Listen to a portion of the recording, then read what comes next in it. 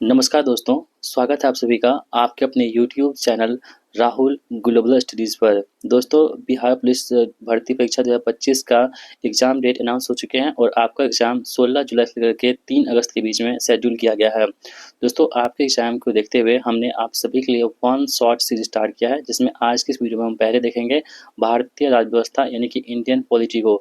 यानी दोस्तों, आप ये कह सकते हो कि यदि आपके एग्ज़ाम में इंडियन पॉलिटी से प्रश्न पूछे जाएँगे, तो आपको इस वीडियो से एक ही प्रश्न आपको बाहर देखने को नहीं मिलेगा। तो ये वीडियो आप सभी के लिए मास्टर एपिसोड होगा। इस वीडियो को आप देख लेंगे तो पूरी पॉलिटी की टेंशन यहाँ से समाप्त हो जाएगी, यानी कि यहाँ से प्रश्न आपको एग्जाम में देखने को हूबहू मिलेंगे। ठीक है, तो वीडियो को आप सभी लोग लास्ट तक जरूर देख लीजिएगा और वीडियो पसंद आए वीडियो को लाइक और चैनल पर नए हैं और आपको बिहार पुलिस की पूरी तैयारी करनी है दोस्तों, तो आप लोग हमारे साथ जुड़ सकते हैं। चलिए स्टार्ट करते हैं हम लोग आज के इस इम्पोर्टेंट क्लास को। दोस्तों, हमारा तरीका क्या होगा, सबसे पहले आपको हम टॉपिक वाइज यहाँ पे पूरे पॉलिटी को कवर करेंगे। जैसे कि पहला टॉपिक हमारे पास है कि भारतीय राज्य व्यवस्था में संविधान का निर्माण और विशेषताएं। ठीक है, आप यहाँ देख पा रहे होंगे। नेक्स्ट टॉपिक हमारे पास होगा कौन सा, आप यहाँ देख लीजिए, प्रस्तावना, संघ और उसका राज्य क्षेत्र। ठीक है, उसके बाद आप थोड़ा सा और देख लेंगे तब स्टार्ट करेंगे। इसके बाद हम लोग मौलिक अधिकार, यानी कि पूरे मतलब कि पॉलिटी को हमने टॉपिक वाइज यहाँ पे कवर किया है। यानी इस वीडियो को आप देख लेंगे ना, यकीन मानिए आपका एक भी प्रश्न आपको बाहर यहाँ से देखने को नहीं मिलेगा। चलिए स्टार्ट करते हैं। पहला सवाल दोस्तों आपके स्क्रीन पर ये रहा, कह रहा है कि भारतीय संविधान का संविधान सभा की पहली बैठक कब हुई थी।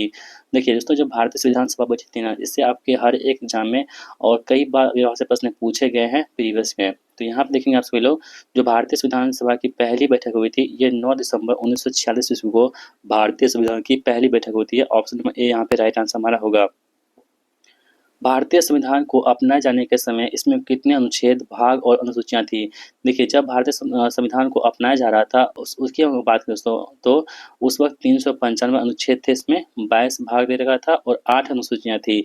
लेकिन दोस्तों हम बात करें वर्तमान में, तो वर्तमान में 395 अनुच्छेद है, 22 भाग है, लेकिन 12 अनुसूची दोस्तों क्या है वर्तमान में भारतीय संविधान में वर्णित किया गया है। तो ऑप्शन नंबर ए यहाँ पे जब संविधान लागू हो रहा था उस वक्त की यहाँ पे बात की जा रही है, तो ऑप्शन नंबर ए यहाँ पे राइट आंसर हमारा होगा। अगला प्रश्न कह रहा है कि संविधान सभा के अस्थायी अध्यक्ष कौन थे। देखिए दोस्तों, जब संविधान सभा लगी थी ना, तो उस वक्त जो थे कोई ना कोई उसको अध्यक्षता करने के लिए चाहिए ना, तो उस वक्त जो थे उस संविधान सभा में सबसे बुजुर्ग व्यक्ति कौन थे, वो थे डॉक्टर सच्चिदानंद सिन्हा। और इन्हीं को दोस्तों अस्थायी अध्यक्ष यानी कि टेम्परेरी रूप से इसको अध्यक्ष बनाया गया था। किनको, तो सच्चिदानंद सिन्हा को। तो ऑप्शन बी यहाँ पे राइट आंसर हमारा हो जाएगा। ठीक है, चलिए अगला प्रश्न कह रहा है कि संविधान सभा के अस्थायी अध्यक्ष कौन थे, यानी कि जो परमानेंट अध्यक्ष कौन थे दोस्तों, वो कौन थे, तो डॉक्टर राजेंद्र प्रसाद जी थे संविधान सभा के अस्थायी अध्यक्ष।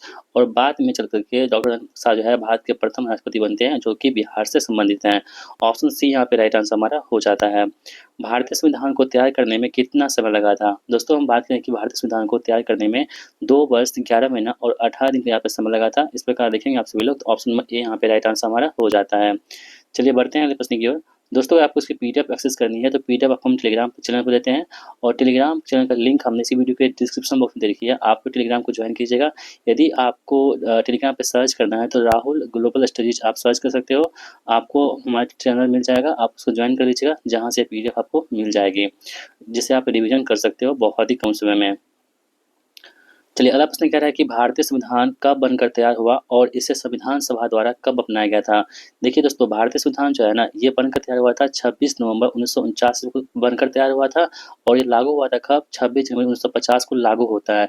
लेकिन यहाँ प्रश्न पूछ रहा है कि भारतीय संविधान कब बनकर तैयार हुआ था और ये कब संविधान सभा द्वारा अपनाया गया था। तो 26 नवंबर 1949 को दोस्तों ये बनकर तैयार हुआ था और इसको अंगीकृत किया गया था 26 नवंबर 1949 को। तो ऑप्शन सी यहाँ पे राइट आंसर हमारा हो जाता है।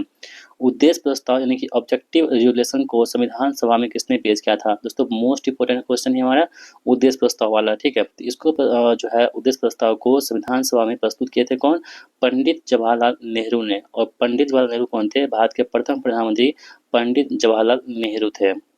आगे बढ़ते हैं, कह रहे हैं कि भारतीय संविधान में सरकार का संसदीय रूप किस देश के संविधान से लिया गया है। देखिए आपको पता है दोस्तों, भारतीय संविधान में बहुत अन्य देशों से जो है हमें अपने संविधान में कुछ न कुछ लिए हुए हैं। तो उसी प्रकार से आप देखेंगे जो संसदीय स्वरूप है ना हमारे पास, ये भारतीय संविधान में हम लोग कहाँ से लिए हैं, तो ब्रिटेन के संविधान से भारतीय संविधान में संसदीय रूप को लिया गया है, यानी कि अडॉप्ट किया गया है। अगला प्रश्न कह रहा है कि भारतीय संविधान में मौलिक अधिकार किस देश के संविधान से प्रेरित है। दोस्तों जो मौलिक अधिकार हमारे पास है ना, फंडामेंटल राइट उसे बोलते हैं, ये हम लोग दिए कहाँ से, अमेरिका के संविधान से लिए गए हैं। और दोस्तों हम बात करें मौलिक अधिकार का, तो ये भाग में किसमें है, तो भाग 3 में मौलिक अधिकार की चर्चा की गई है। और कहाँ से कहाँ तक अनुच्छेद है, तो अनुच्छेद दोस्तों कितना है, तो आर्टिकल 12 से 35 के बीच में आपको मौलिक अधिकार देखने को मिल जाते हैं, जो कहाँ से लिए गए हैं, तो यूएसए के संविधान से, यानी कि अमेरिका के संविधान से अपने देश के संविधान में लिया गया है।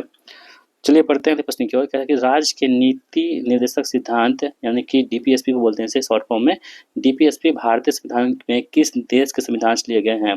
तो दोस्तों जो डीपीएसपी होता है, डीपीएसपी बहुत इंपॉर्टेंट है ये हमारा, ये आपको आयरलैंड के संविधान से हमारे देश के संविधान में डीपीएसपी को लिया गया है। इस बात को आपको ध्यान रखोगे। ये दोस्तों कितने हैं, तो भाग नंबर 4 में आपको डीपीएसपी देखने को मिलेंगे। और आर्टिकल के बात करें दोस्तों, आर्टिकल ये 36 से 51 के बीच में आपको डीपीएसपी देखने को मिलते हैं भारतीय संविधान में। तो ऑप्शन बी यहाँ पे आयरलैंड इस प्रश्न का बिल्कुल राइट आंसर हो जाएगा हमारा। चलिए बढ़ते हुए प्रश्न की ओर। कि भारतीय संविधान को एक उधार का थैला, यानी कि बैग ऑफ बोरिंग्स क्यों कहते हैं। दोस्तों आपको हम बता चुके हैं कि भारतीय संविधान में बहुत अन्य देशों से जो है कुछ न कुछ लिए गए हैं, अपने देश में जोड़े गए हैं अपने देश के संविधान में, इसलिए इसको क्या कहते हैं हम लोग, तो उधार का थैला भी कहते हैं। तो ऑप्शन देख लेते हैं क्या है आपके पास। तो ऑप्शन यहाँ पे देखें दोस्तों, क्योंकि यह कई देशों के संविधानों से प्रभावित है, इसलिए यहाँ पे देखेंगे आप सभी लोग, तो इसे बोलते हैं हम लोग क्या, तो उधार का थैला कहते हैं। अगला प्रश्न आपके पास है कि संविधान सभा की प्रारूप समिति, यानी कि ड्राफ्टिंग कमेटी के अध्यक्ष कौन थे। मोस्ट इंपोर्टेंट क्वेश्चन आपके पास है कि संविधान सभा की प्रारूप समिति थी, यानी कि ड्राफ्टिंग कमेटी थी, इसके अध्यक्ष कौन थे। तो डॉक्टर भीमराव अम्बेडकर दोस्तों यहाँ पे जो है ना, बाबा साहब भीमराव अम्बेडकर, ये संविधान सभा के प्रारूप समिति के यहाँ पे अध्यक्ष हो जाएंगे। ऑप्शन सी यहाँ पे राइट आंसर हमारा हो जाएगा। दोस्तों प्रारूप समिति हम बात करें ड्राफ्टिंग कमेटी में, इसमें कुल 7 मेंबर थे, वो भी मतलब कि डॉक्टर भीमराव अम्बेडकर को लगा करके, यानी कि जोड़ करके 7 मतलब मेंबर इसमें थे, जिसकी अध्यक्षता किसने की थी, डॉक्टर भीमराव अम्बेडकर जी ने की थी। अगला प्रश्न है कि भारतीय संविधान की निम्नलिखित में से कौन सी एक विशेषता यहाँ पे नहीं दे रखी है। दोस्तों देखिए भारतीय संविधान में है ना, यहाँ पे लिखित संविधान है भारतीय संविधान, बिल्कुल सही दे रखा है। लचीला और कठोर का मिश्रण है भारतीय संविधान, बिल्कुल सही बात है। अध्यक्षीय प्रणाली, दोस्तों यहाँ पे देखेंगे ना, तो भारतीय संविधान में अध्यक्षीय प्रणाली नहीं चलती है यहाँ पे, और संघीय प्रणाली तो चलती ही चलती है। तो ऑप्शन नंबर सी यहाँ पे हमारे प्रश्न का आंसर होगा, जो कि भारतीय संविधान की विशेषता नहीं है। आगे बढ़ते हैं। भारतीय संविधान में गणराज्य यानी रिपब्लिक की अवधारणा किस देश से ली गई है। दोस्तों हम बात करें किसकी, गणराज्य की, तो रिपब्लिक जो है गणराज्य की अवधारणा कहाँ से ली गई है, ये फ्रांस के संविधान से जो है गणराज्य मतलब कि रिपब्लिक ली गई है। और दोस्तों जो बंधुत्व भाईचारा है ना, ये भी कहाँ की देन है, तो फ्रांस की देन है।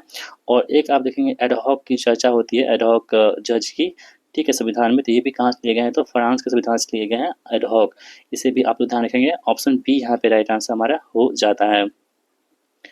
भारतीय संविधान में समवर्ती सूची का विचार किस देश के संविधान से लिए गए हैं। दोस्तों हम बात करेंगे समवर्ती सूची का विस्तार जो है यहाँ पे, समवर्ती सूची ये कहाँ से लिए गए हैं, तो ऑस्ट्रेलिया के संविधान से भारतीय संविधान में समवर्ती सूची को ऐड किया गया, आप लोग ध्यान रखेंगे।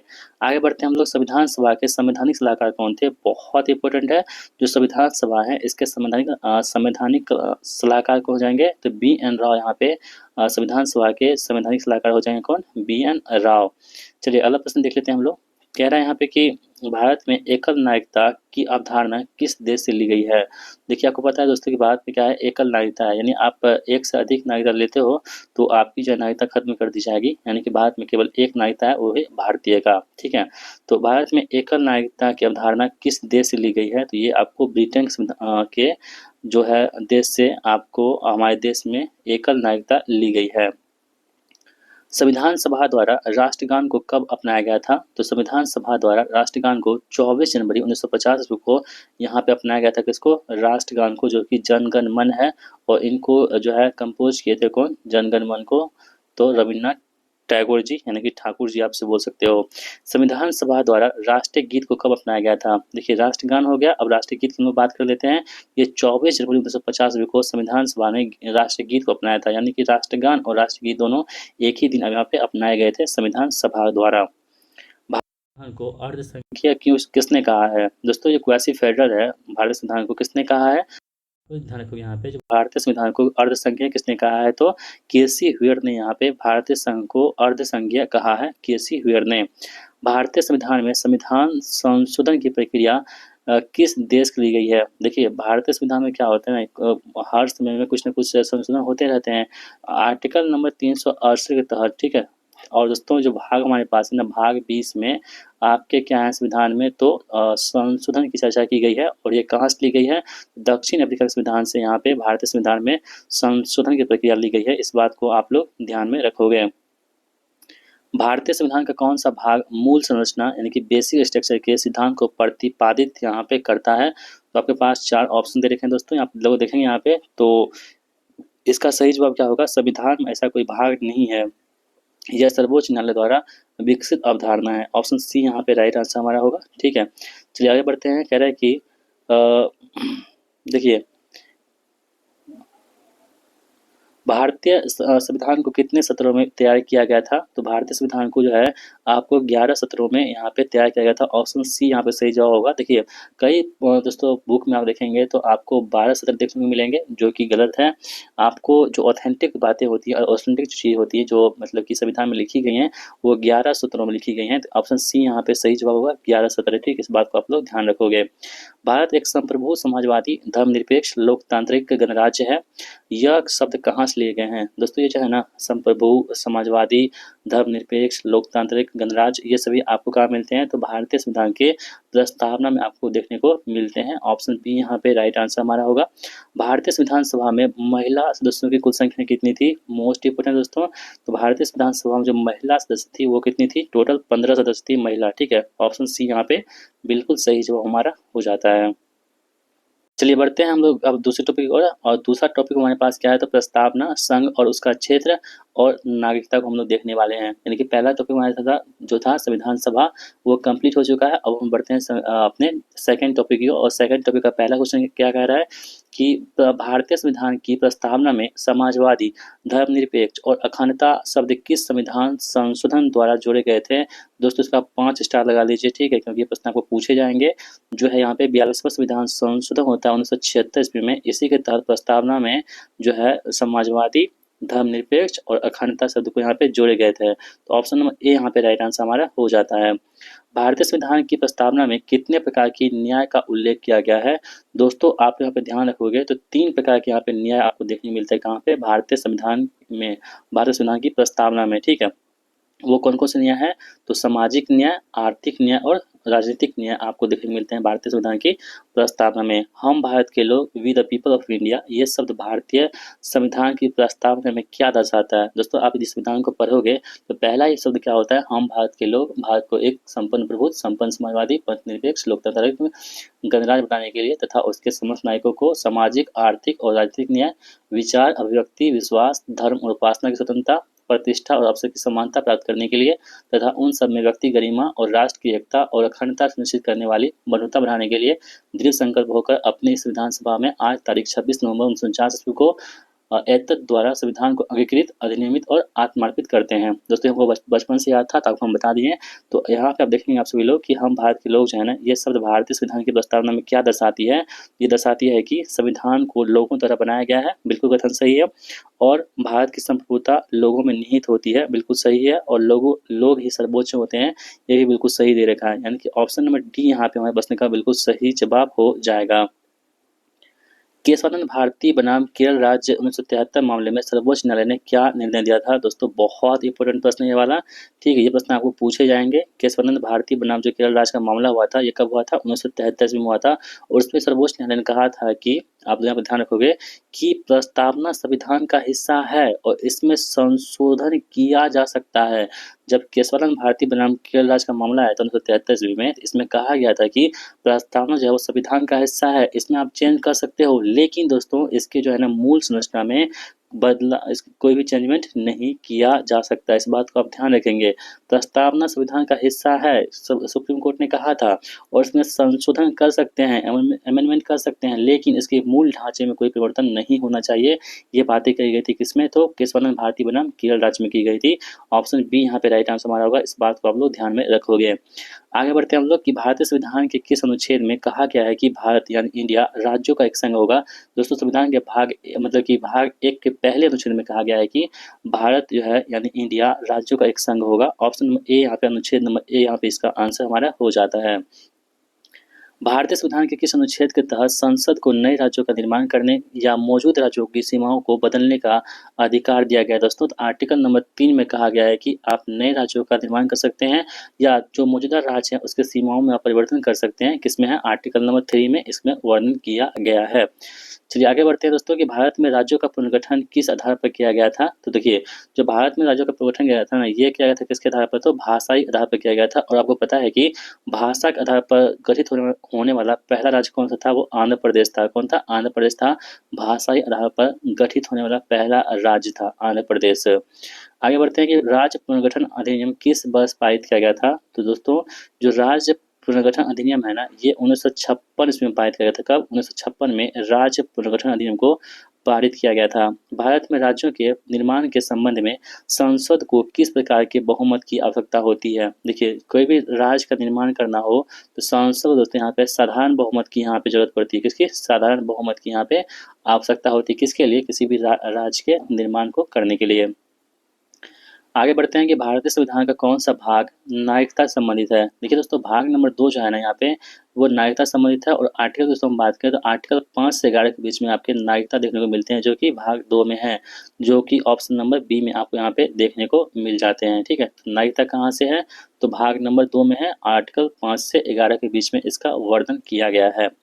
आगे बढ़ते हैं कि भारतीय संविधान के नागरिकता संबंधी प्रावधान किस अनुच्छेद से किस अनुच्छेद तक है? वही बातें हैं, 5 से 11 तक है, ये आपको हम बता चुके हैं। भारत में किस प्रकार की नागरिकता का प्रावधान है?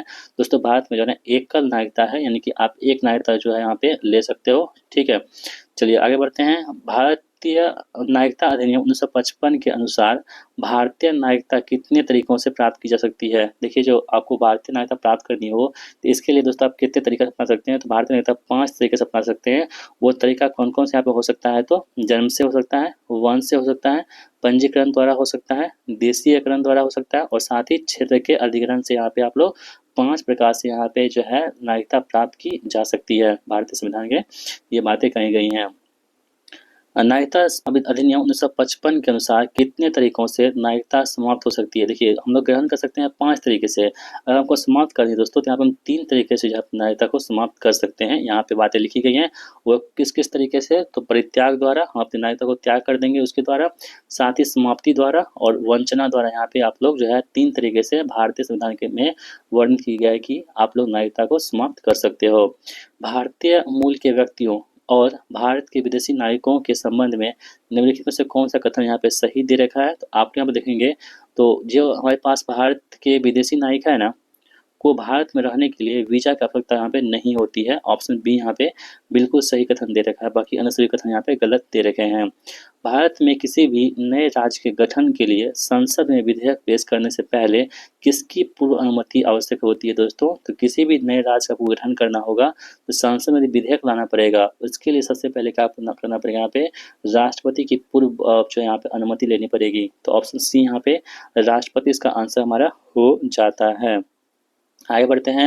निम्नलिखित में से कौन सा राज्य भाषाई आधार पर गठित होने वाला पहला राज्य था? आपको बता चुके दोस्तों, 1953 ईस्वी में यहाँ पे आंध्र प्रदेश जो है भाषा के आधार पर गठित होने वाला पहला राज्य बन चुका था। बेरवादी संघ मामला 1960 किससे संबंधित है? देखिए, केशवानंद भारती बनाम केरल राज्य 1973 मामला प्लस में ये बेरोजगारी वाला, दोनों क्वेश्चन आपको एग्जाम में पूछे जाते हैं। तो आपको ध्यान रखेंगे दोस्तों, यहाँ पे जो बेरोजगारी संघ मामला 1960 है, ये किससे संबंधित यहाँ पे हो जाएगा? तो आप यहाँ पे ध्यान रखोगे, ये दोस्तों क्षेत्रीय विवाद से हो जाएगा। जो पाकिस्तान को बेरोजगारी क्षेत्र सौंपने से ये विवाद था 1960 वाला। ठीक है, निम्नलिखित में से कौन सा शब्द भारतीय संविधान की प्रस्तावना में नहीं है? जब प्रस्तावना को हम बता चुके हैं, अभी पूरा पढ़ दिए थे, प्रस्तावना को हम बता चुके हैं। इसमें आप देखेंगे तो यहाँ पे संघीय जो है ना, फेडरल, ये आपको संविधान के प्रस्तावना में देखने को नहीं मिलेगा, जबकि संप्रभु, लोकतांत्रिक और गणराज्य, ये तीनों वर्ड आपको प्रस्तावना में देखने को मिल जाते हैं। तो ऑप्शन सी यहाँ पे राइट आंसर हमारा हो जाता है। भारतीय संविधान की प्रस्तावना का आदर्श वाक्य क्या है? दोस्तों, इसका आदर्श वाक्य है कि स्वतंत्रता, समानता और बंधुत्व। ठीक है, ये ऑप्शन सी यहाँ पे सही जवाब होगा। ये कहाँ से लिया गया है? तो फ्रांस के संविधान से अपने देश के संविधान में ऐड किया गया है।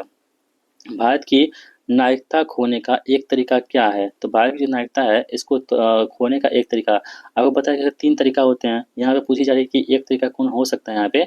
तो ऑप्शन के अनुसार देखेंगे हम सभी लोग, तो सुरक्षा से किसी अन्य देश की नागरिकता ग्रहण करना। मान लीजिए कि हम अब भारत में नहीं रहना चाहते हैं, हम किसी अन्य देश में, जैसे कि ऑस्ट्रेलिया, बांग्लादेश, नेपाल, नेपाल को छोड़िए, श्रीलंका हो गया, ये सऊदी अरबिया हो गया, यानी अन्य देशों में, अमेरिका हो गया, अन्य देशों में यदि हम रहना चाहते हैं तो हम जो है उसकी नागरिकता ले लेते हैं हम, तो यहाँ की नागरिकता जो है भारत की, वो ऑटोमेटिक यहाँ से समाप्त कर दी जाएगी। इस बात को आपको समझना होगा। आगे बढ़ते हैं कि अनुच्छेद 2 के तहत संसद को किसका अधिकार प्राप्त है। दोस्तों अनुच्छेद 3 में क्या था कि किसी भी राज्य के जो है ना, राज्य को आप गठन कर सकते हैं और किसी राज्य की सीमाओं में आप परिवर्तन कर सकते हो। लेकिन आर्टिकल नंबर 2 में कहा गया है कि यहाँ पे कि नए राज्यों को संघ में शामिल करना, आर्टिकल 2 में इसकी चर्चा की गई है। ठीक है, कोई भी नया राज्य हो उसको यदि हम संघ में शामिल करना चाहते हैं तो आर्टिकल 2 के तहत यहाँ पे कर सकते हैं। जैसे कि सिक्किम को शामिल किया गया था, आपको पता है। ठीक है, निम्नलिखित में से कौन सा नागरिकता संशोधन अधिनियम 2019 सीएए के तहत नागरिकता के लिए पात्र नहीं है। देखिए, पाकिस्तान से हिंदू ये पात्र है, यानी पाकिस्तान में जितने भी हिंदू है वो नागरिकता उनको मिल सकती है किसके तहत, सीएए के तहत। ठीक है, साथ में बांग्लादेश से ईसाई को मिल सकती है और अफगानिस्तान से सिख को मिल सकती है। ठीक है, जबकि दोस्तों आप देखेंगे तो म्यांमार से रोहिंग्या मुसलमान को यहाँ पे नागरिकता जो है ये पात्र नहीं है, इसको नागरिकता नहीं मिल सकती है। इसलिए ऑप्शन नंबर डी हमारे प्रश्न का आंसर होगा। जिसको नहीं मिल सकती थी उसको हमको पूछा जा रहा था। देखिए, सीएए के केवल पाकिस्तान, अफगानिस्तान और बांग्लादेश से गैर मुस्लिम प्रवासियों को नागरिकता देना है। ये किस में कहा गया है, सीएए में कहा गया। इस बात को आप लोग समझ सकते हो। यहाँ पे भारतीय संविधान की प्रस्तावना में कितनी प्रकार की स्वतंत्रता का उल्लेख है। तो प्रस्तावना की हम बात करें यहाँ पे और कितने प्रकार की स्वतंत्रता यहाँ पे दोस्तों, तो 5 प्रकार की आपको स्वतंत्रता दी गई है। किसमें, भारतीय संविधान की प्रस्तावना में। वो कौन कौन से हैं, विचार की स्वतंत्रता, अव्यक्ति स्वतंत्रता, विश्वास की स्वतंत्रता, धर्म और उपासना की स्वतंत्रता, यानी कि 5 प्रकार की आपको यहाँ पे स्वतंत्रता दी गई है। और 3 प्रकार के यहाँ पे क्या है दोस्तों आपके पास, तो मतलब कि न्याय की चर्चा की गई है आपको इस प्रस्तावना में।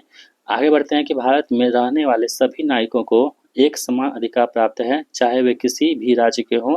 यह कथन भारतीय नागरिकता की किस विशेषता को दर्शाता है दोस्तों, ये एकल नागरिकता को दिखाता है।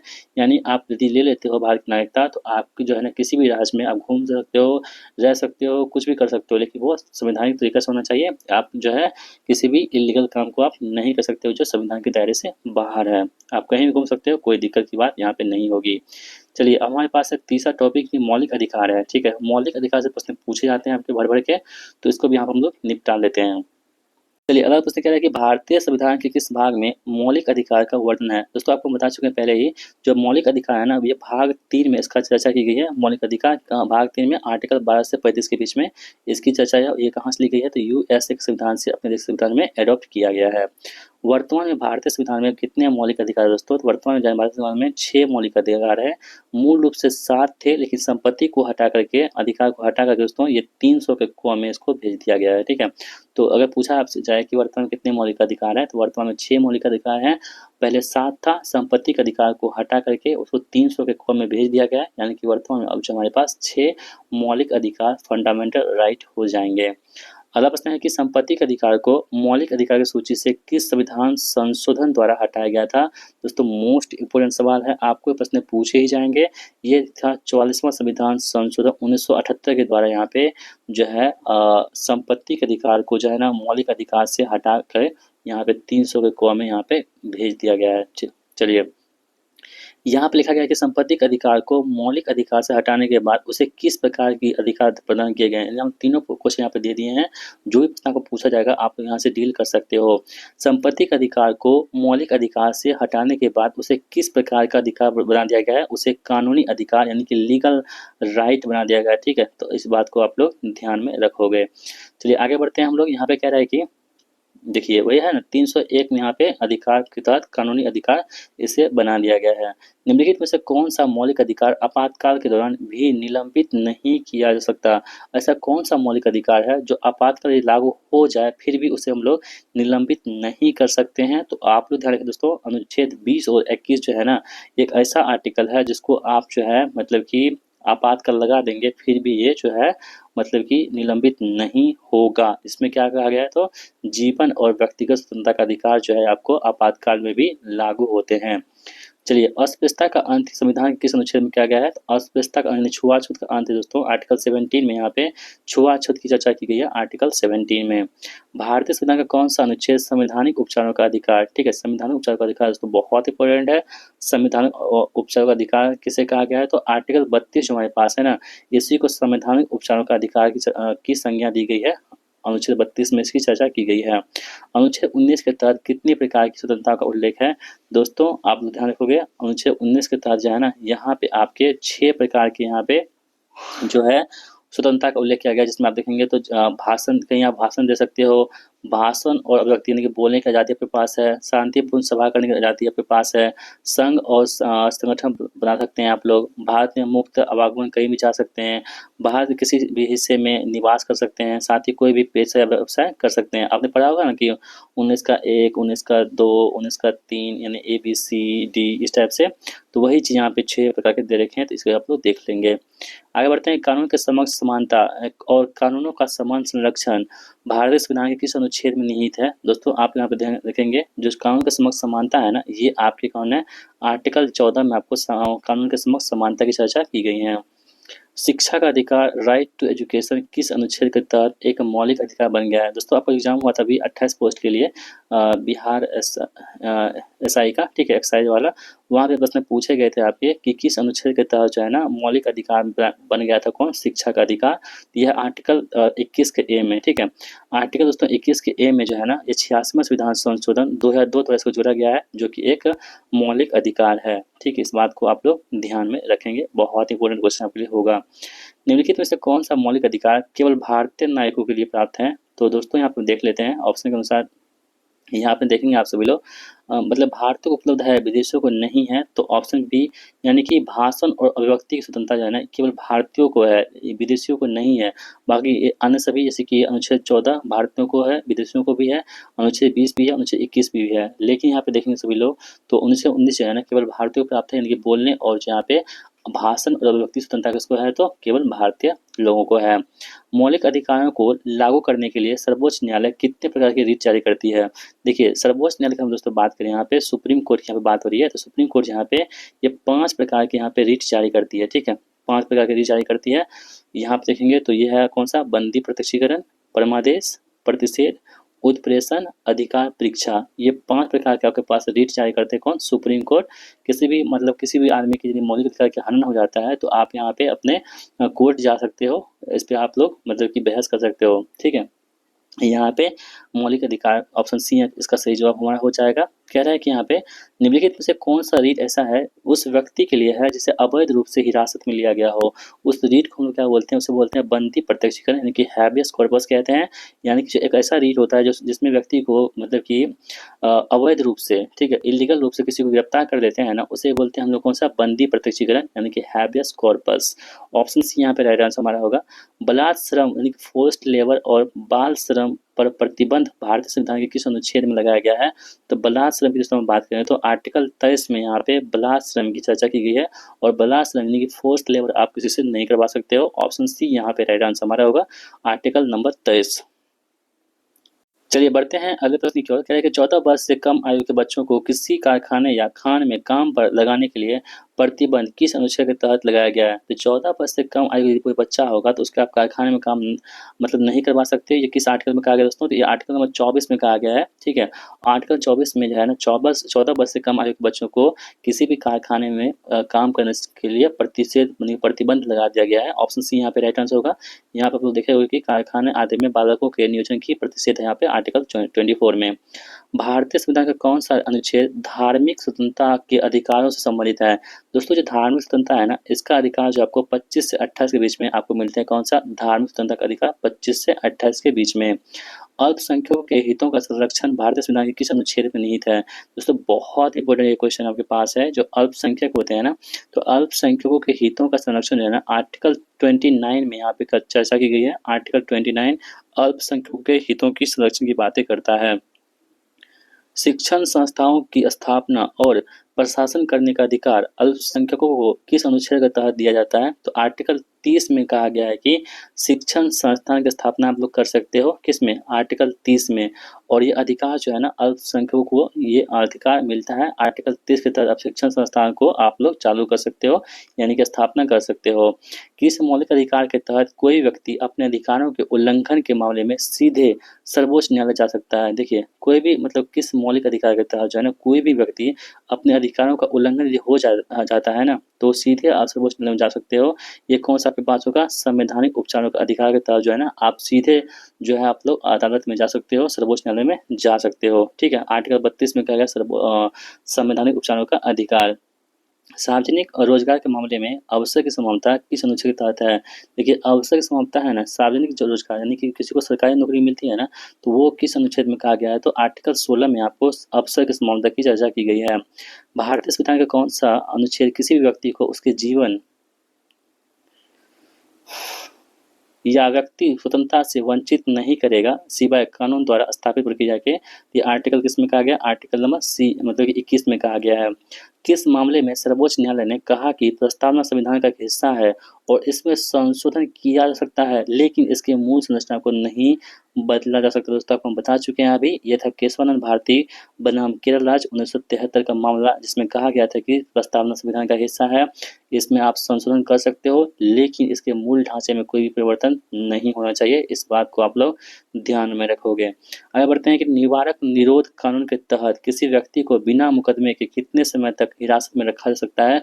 दोस्तों, बहुत इंपॉर्टेंट क्वेश्चन आपके पास है। जो निवारक निरोध होती है ना, इसके तहत किसी भी व्यक्ति को कम से कम 3 महीने के तक जो है ना आपको हिरासत में उसको रख सकते हैं। ऑप्शन सी यहाँ पे राइट आंसर होगा। भारतीय संविधान में राज्य यानी स्टेट शब्द को किस अनुच्छेद में परिभाषित किया गया है जिसके खिलाफ मौलिक अधिकार का उल्लंघन किया जा सकता है? दोस्तों, राज्य जो है ना ये 12 में कहा गया है। ठीक है, अनुच्छेद 12 में राज्य शब्द को उल्लेखित किया गया है, जिसका आप लोग जहाँ पे खिलाफ मौलिक अधिकार का उल्लंघन किया जा सकता है। मौलिक अधिकार को निलंबित करने का अधिकार किसके पास होती है? दोस्तों, तो मौलिक अधिकार जो है ना इसको निलंबित करने का अधिकार जो है ना ये राष्ट्रपति जी के पास होता है। और ये कब है दोस्तों? आपातकाल के दौरान। देखिए, आपातकाल में भी आर्टिकल 20 और 21 जो होते हैं वो कभी भी निलंबित नहीं होते हैं। इस बात को आप लोग ध्यान में रख सकते हैं। चलिए दोस्तों, बढ़ते हैं हम लोग अगले टॉपिक की ओर। अगला टॉपिक हमारे पास कौन सा है? डीपीएसपी है।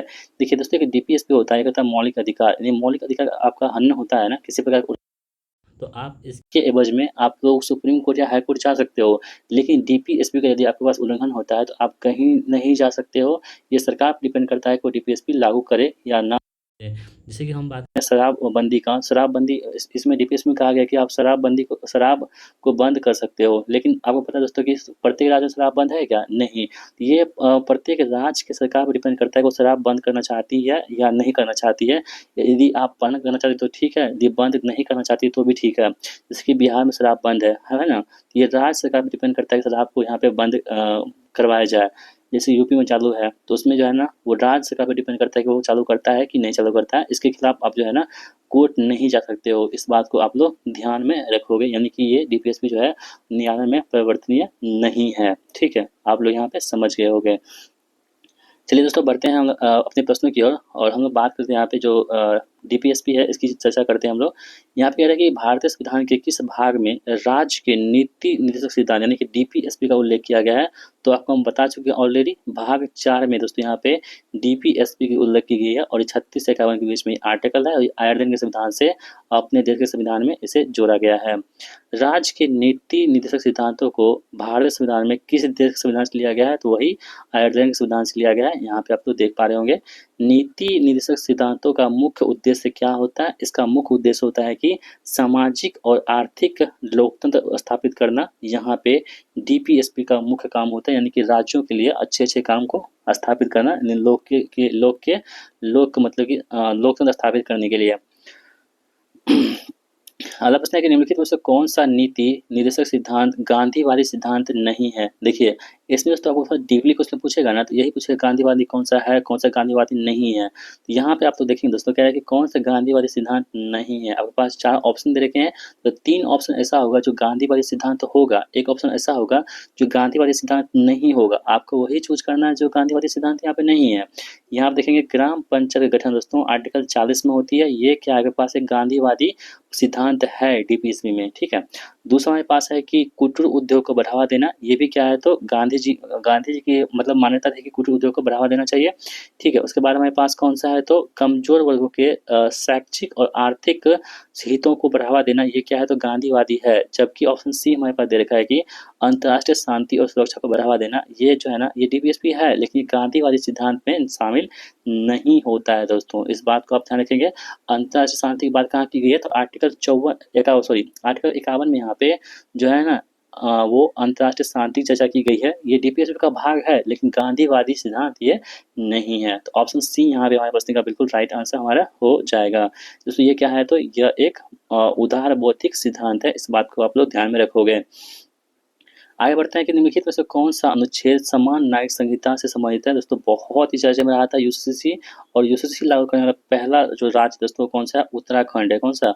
उत्तराखंड यहाँ पे यूसीसी को लागू करने वाला पहला राज्य बन चुका है उत्तराखंड। और दूसरा राज्य कौन बन चुका है दोस्तों, आप लोग बता सकते हो कहाँ पे, कमेंट बॉक्स में। यदि आपको पता है कि यूसीसी यानी कि समान न्यायिक संहिता को लागू करने वाला दूसरा राज्य कौन बन चुका है, तो आप लोग इसका आंसर कमेंट बॉक्स में जरूर बताइएगा। दोस्तों हम बात करें कि यूसीसी का, तो ये आर्टिकल 44 में है यूसीसी यानी कि समान न्यायिक संहिता, ठीक है। चलिए आगे बढ़ते हैं। न्यायपालिका को कार्यपालिका से अलग करना भारतीय संविधान के किस अनुच्छेद में निहित है। तो न्यायपालिका को और कार्यपालिका को अलग करते हैं 50-50 करते हैं दोस्तों, तो इसलिए हम क्या बोलते हैं, आर्टिकल 50 में यहाँ पे न्यायपालिका को कार्यपालिका से अलग करने की चर्चा की गई है, बातें की गई हैं। मौलिक अधिकारों और नीति निर्देश सिद्धांतों के बीच संघर्ष की स्थिति में कौन से प्रावधानों की वैधता दी जाएगी। तो यहाँ पे मौलिक अधिकार को मतलब कि आपको बताया था ना कि मौलिक अधिकार जो है हावी होता है, यानी मौलिक अधिकार आपका उल्लंघन हो गया ना, तो आप इसके खिलाफ सीधे सुप्रीम कोर्ट और हाई कोर्ट जा सकते हो। आपको 5 रीट जारी करके सुप्रीम कोर्ट आपको उस मौलिक अधिकार के तहत जो है ना, जिस प्रकार का आपको मामला होगी उस प्रकार से आपको संरक्षण प्रदान की जाएगी, ठीक है। तो यहाँ पर देखेंगे सभी लोग, तो यहाँ लिखा हुआ है कि हालांकि मिनर्वा मिल्स मामले में सर्वोच्च न्यायालय ने दोनों के बीच संतुलन स्थापित करने की बात कही है, लेकिन दोस्तों अभी हम बात करें ऑप्शन के अनुसार तो मौलिक अधिकार जो है ना ज़्यादा भारी है मतलब कि पलड़े में, ठीक है। चलिए आगे हमारे पास है कि मौलिक कर्तव्य को भारतीय संविधान के किस समिति की सिफारिश पर जोड़ा गया था। दोस्तों बहुत ही इंपॉर्टेंट क्वेश्चन आपके पास है। जो मौलिक कर्तव्य है ना, फंडामेंटल ड्यूटीज की बात करें यहाँ पे, तो मौलिक कर्तव्य की दोस्तों हम बात करें तो भारतीय संविधान में सरदार स्वर्ण सिंह समिति के रिकमेंडेशन पर यानी सिफारिश पर इसको ऐड किया गया था। ऑप्शन बी यहाँ पे राइट आंसर हमारा होगा। मौलिक कर्तव्य को किस संविधान संशोधन अधिनियम द्वारा भारतीय संविधान में जोड़ा गया था। 42वां संविधान संशोधन 1976 के तहत जो है ना यहाँ पे सरदार सिंह स्वर्ण सिंह समिति के सिफारिश पर यहाँ पे मौलिक कर्तव्य को भारतीय संविधान के जो है मतलब कि जोड़ा गया था। और मौलिक कर्तव्य से हम बात करें अगर, तो ये भाग 4 के क में है। कहाँ पे? भाग 4 के क में है। और आर्टिकल से हम बात करें तो आर्टिकल जो है ना 51 के क में इसकी चर्चा की गई है, जो कि मतलब कि सरदार स्वर्ण सिंह समिति के सिफारिश पर इसको ऐड किया गया था भारतीय संविधान में। अगला प्रश्न आपके पास है कि वर्तमान में भारतीय संविधान में कितने मौलिक कर्तव्य हैं। दोस्तों हम बात करें वर्तमान की, तो वर्तमान कितने हैं, 11 मौलिक कर्तव्य यहाँ पे हो जाएंगे। देखिए मूल रूप से 10 थे, लेकिन 86वें संविधान संशोधन द्वारा एक और जोड़ा गया था, तो वो इस प्रकार आप देखेंगे सभी लोग, आपके पास जो है ना 11 मौलिक कर्तव्य यहाँ पे हो जाएंगे। ऑप्शन डी यहाँ पे हमारे पास का बिल्कुल राइट आंसर हमारा हो जाएगा। भारतीय संविधान के किस भाग में मौलिक कर्तव्य का उल्लेख है, तो आपको हम बता चुके हैं मौलिक कर्तव्य भाग 4 के क में है और आर्टिकल 51 के क में इसकी चर्चा की गई है। मौलिक कर्तव्य किस अनुच्छेद के अंतर्गत आते हैं, तो आर्टिकल 51 के ए में आते हैं, ठीक है। चलिए 6 से 14 वर्ष की आयु के बच्चों को शिक्षा के अवसर प्रदान करना किस मौलिक कर्तव्य के अंतर्गत शामिल होता है। तो 6 से 14 वर्ष के बच्चों को शिक्षा का अवसर प्रदान करना किस मौलिक कर्तव्य के अंतर्गत आता है। तो ये 86वां संविधान संशोधन हुआ था 2002 ईस्वी में, इसी के तहत जो है ना 11वां मौलिक कर्तव्य को जोड़ा गया था, वो यही है जो 6 से 14 वर्ष के बच्चों की शिक्षा को यहाँ पे अवसर को प्रदान करता है, ठीक है। चलिए अगला प्रश्न कह रहा है कि नीति निर्देशक सिद्धांत डैश है जबकि मौलिक अधिकार डैश है। तो आपको बताया था ना नीति निर्देशक सिद्धांत जो है ना यहाँ पे, ये आप तो ध्यान रखोगे यहाँ ठीक है दोस्तों। ये क्या है तो नॉन जुडिशियल है, क्या है, नॉन जस्टिसिएबल है, यानी कि इसे आप मतलब कि इसको जस्टिस नहीं कर सकते हैं, ठीक है। बाकी ये जस्टिकेबल है, यानी कि न्याय योजित है। यानी कि हम आपको बता चुके हैं डीपीएसपी के लिए आपको उल्लंघन होता है, आप इसको कोर्ट में नहीं जा सकते हो, यानी कि इसमें न्यायालय परिवर्तनीय नहीं है। जबकि मौलिक अधिकार कोई भी दिक्कत होगी आपको, तो आपको संरक्षण दिया जाएगा सुप्रीम कोर्ट और हाई कोर्ट द्वारा रीट जारी करके। तो ऑप्शन बी यहाँ पे राइट आंसर हमारा होगा। निम्नलिखित में से कौन सा मौलिक कर्तव्य यहाँ पे नहीं दे रखा है? तो देखिए, पहला है कि संविधान का पालन करना और उसके आदर्शों की सम्मान करना, बिल्कुल सही दे रखा है। दूसरा आपके पास है कि सार्वजनिक संपत्ति की रक्षा करना, ये भी क्या है, तो एक मौलिक कर्तव्य है। भारत की संप्रभुता, एकता और अखंडता को बनाए रखना और उसकी रक्षा करना, ये भी क्या आपके पास एक मौलिक कर्तव्य है। जबकि चुनाव में मतदान करना, तो ये क्या है आपके पास एक मौलिक कर्तव्य यहाँ पे नहीं है। ऑप्शन सी यहाँ पे राइट आंसर हमारा। कौन सा मौलिक कर्तव्य नहीं है? तो सभी 11 जो मौलिक कर्तव्य है सभी को याद रखिएगा, सवाल आपके पूछे जाते हैं यहाँ से। चलिए बढ़ते हैं अगले प्रश्न की ओर। कह रहा है कि अनुच्छेद 39 के ए किससे संबंधित है, जिसे 42वें संविधान संशोधन द्वारा जोड़ा गया था? देखिए, जो अनुच्छेद 39 का ए है दोस्तों, यहाँ पे आप लोग देखोगे 39 का ए है ना, समान 39 का ए जो यहाँ पे वो समान न्याय और मुक्त कानूनी सहायता से है, ठीक है। तो 39 का ए क्या है, तो समान न्याय और जो मुक्त कानूनी सहायता है, ये आपके पास कोई मतलब कि आप कोई कांड कर दिए, ठीक है, तो आपके पास यदि कोई वकील रखने का पैसा नहीं है ना, तो आपकी सरकार क्या करेगी, एक वकील रखने का जो है यहाँ पे आपको सरकार नहीं, जो कोर्ट होती है, आपको एक सरकारी वकील आपको दे दिया जाएगा, यानी कि मुक्त कानूनी सहायता आपको दी जाएगी। आर्टिकल 39 ए के तहत इसकी चर्चा की गई है। ऑप्शन नंबर बी यहाँ पे राइट आंसर होगा। चलिए बढ़ते हैं अगले प्रश्न की ओर। यहाँ पे कह रहा है कि अनुच्छेद 48 ए किससे संबंधित है, जिसे 42वां संविधान संशोधन जोड़ा गया था? देखिए, बहुत सारे ऐसे आर्टिकल हैं जिसको 42वें संविधान संशोधन जोड़ा गया था और 44वें संविधान संशोधन द्वारा हटा लिया गया था। तो यदि आपको ध्यान नहीं रहे तो जब जोड़ने की बात होगी ना, तब 42 लगा दीजिएगा, जब हटाने की बात होगी तो 44 लगा दीजिएगा, 44वां संविधान संशोधन। तो आपका यदि आपको याद नहीं है, वैसे भी आप इसमें क्या है, तो नेगेटिव मार्किंग है नहीं, तो आप उसको अपना जो है मतलब कि तुक्का लगा सकते हो, मतलब कि गैस करके आपका सही ही हो जाएगा, ठीक है। तो यहाँ पे कह रहा है कि आर्टिकल 48 किससे संबंधित है? दोस्तों, ये जो आपको ये है किससे संबंधित, तो पर्यावरण का संरक्षण और संवर्धन तथा वन और वन्यजीवों की रक्षा करना, ये आर्टिकल 48 में कहा गया है, जो कि 42वां संविधान संशोधन 1976 के तहत यहाँ पे जोड़ा गया था। निम्नलिखित में से कौन सा नीति निर्देशक सिद्धांत मूल संविधान में शामिल नहीं था, लेकिन बाद में संशोधन द्वारा यहाँ पे जोड़ा गया था? दोस्तों, तो ये कौन सा हमारे पास है, बच्चों के लिए मुफ्त और अनिवार्य शिक्षा, आर्टिकल 45 में बदलाव किया गया था। ये दोनों कन्फ्यूजन की बात होती है, यहाँ पे आपको ध्यान रखना होगा। चलिए बढ़ते हैं अगले प्रश्न की ओर। स्मारक स्थानों और प्राकृतिक महत्व की वस्तुओं का संरक्षण भारतीय संविधान के किस अनुच्छेद में है? भारत संविधान का अनुच्छेद 49 में यहाँ पे स्मारक हो गया, स्थान हो गया और प्राकृतिक महत्व की वस्तुओं का संरक्षण जो है भारतीय संविधान के आर्टिकल 49 में इसकी चर्चा की गई है। राज्य के नीति निर्देशक सिद्धांतों का मुख्य उद्देश्य भारत में एक देश स्थापित करना है। भारत में एक कल्याणकारी राज्य को यहाँ पे स्थापित करना जो है डीपीएसपी का मुख्य काम होता है। अगला प्रश्न आपके पास है कि निम्नलिखित में से कौन सा मौलिक कर्तव्य नहीं है?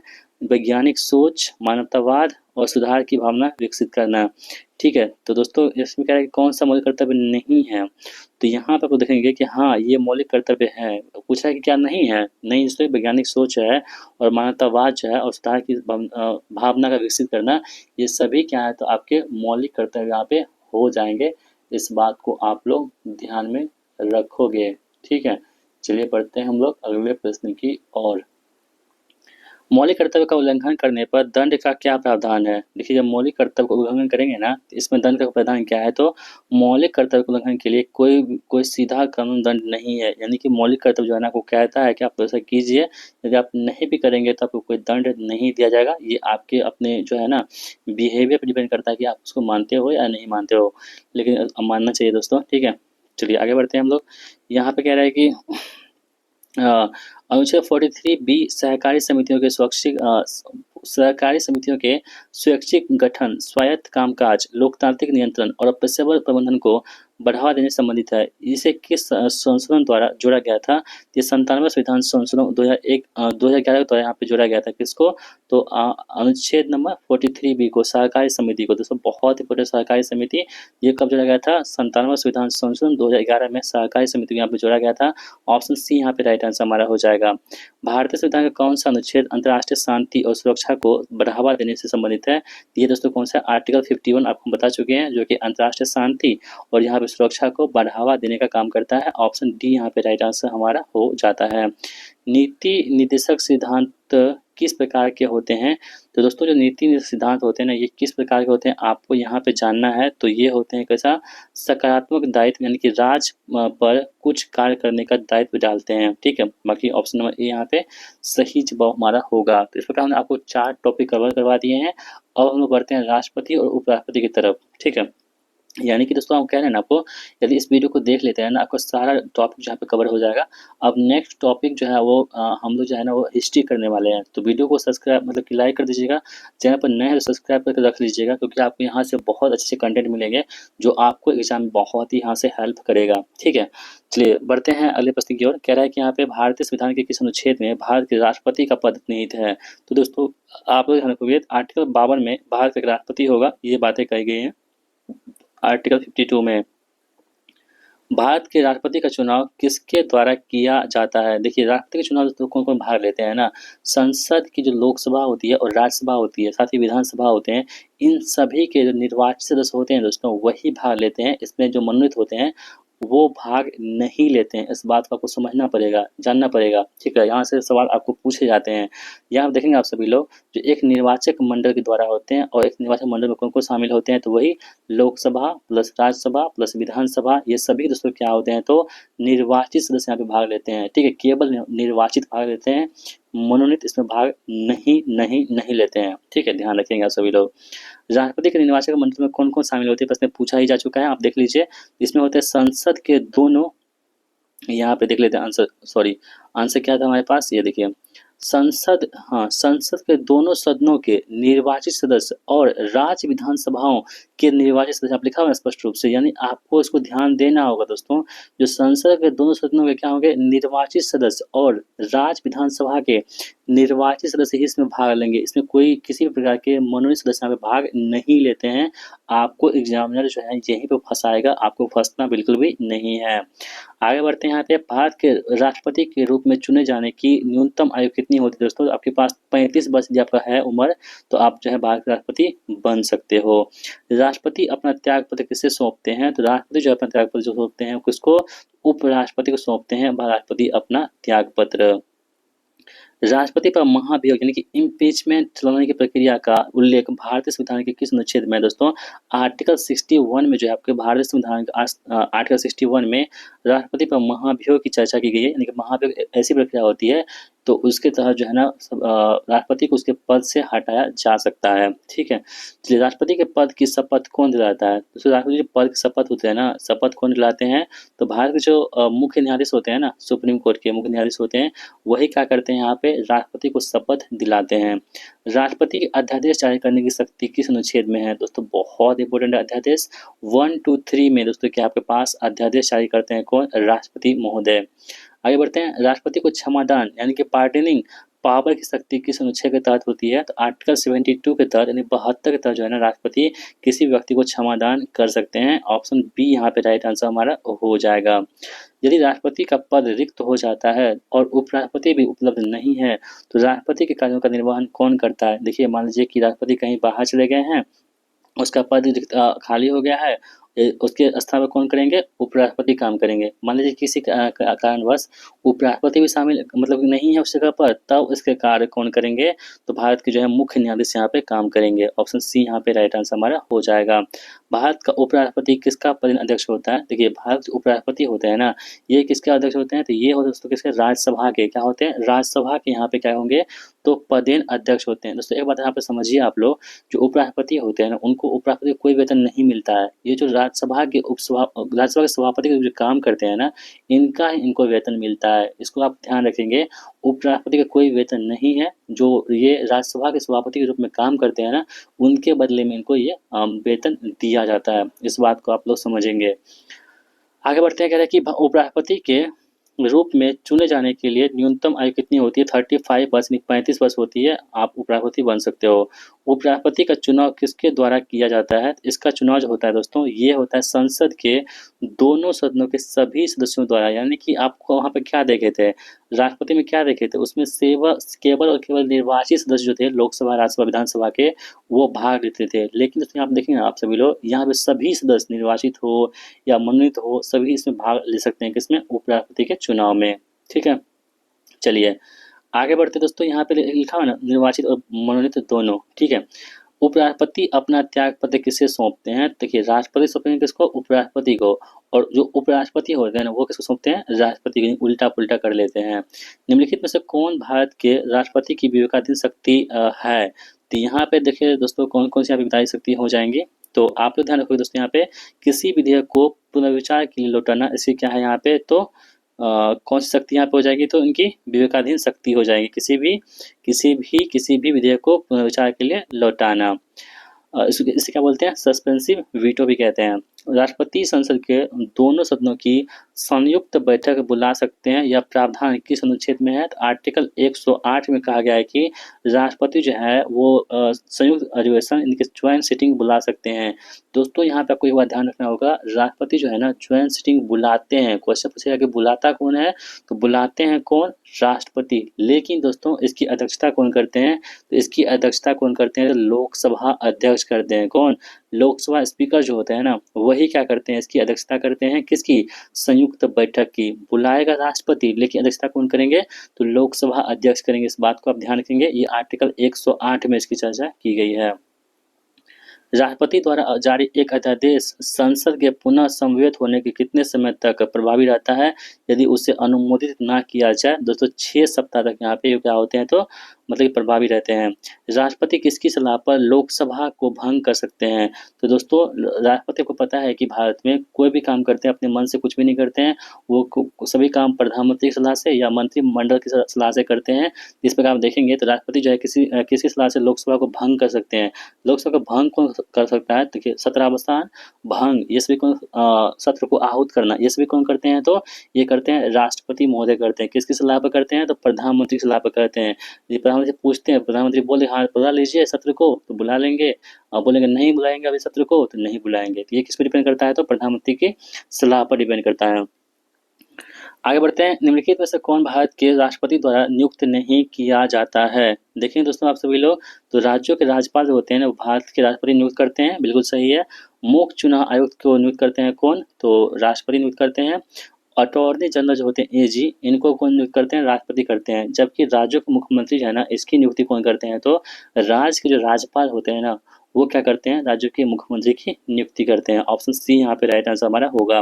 भारत के राष्ट्रपति को किस प्रकार के आपातकाल की घोषणा करने का अधिकार है तो दोस्तों राष्ट्रीय आपातकाल, राज्य आपातकाल जिसको क्या बोलते हैं राष्ट्रपति शासन बोलते हैं, और वित्तीय आपातकाल जो है ये तीनों जो है ना आर्टिकल 360 में, तो ये तीनों दोस्तों क्या कर सकते हैं यहाँ पे जो है ना आपातकाल घोषित कर सकते हैं कौन तो राष्ट्रपति महोदय। जब राष्ट्रपति और उपराष्ट्रपति दोनों का पद रिक्त हो तो भारत के मुख्य न्यायाधीश की अनुपस्थिति में राष्ट्रपति के कार्यों का निर्वहन कौन करेगा तो दोस्तों ये कौन करेगा, उच्चतम न्यायालय का वरिष्ठतम न्यायाधीश करेगा। यानी कि मान लीजिए कि राष्ट्रपति भी नहीं है, उपराष्ट्रपति भी नहीं है और भारत के मुख्य न्यायाधीश भी नहीं है, तब कौन काम करेंगे, तब दोस्तों यहाँ पे काम करेंगे उच्चतम न्यायालय के एक वरिष्ठतम न्यायाधीश यहाँ पे काम करेंगे, जो ऑप्शन नंबर बी में दे रखा है आंसर।